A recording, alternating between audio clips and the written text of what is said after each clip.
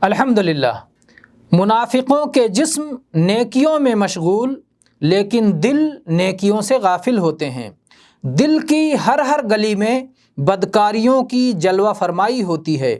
حق کی آواز ان کے کانوں سے ٹکراتی ہے لیکن اپنی قساوت قلبی کی بنا پر اس سے مستفید نہیں ہوتے۔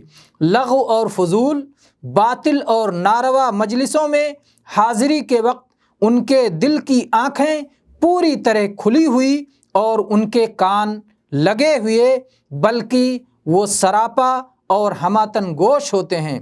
اللہ کی قسم، یہی سب تو نفاق کی نشانیاں ہیں۔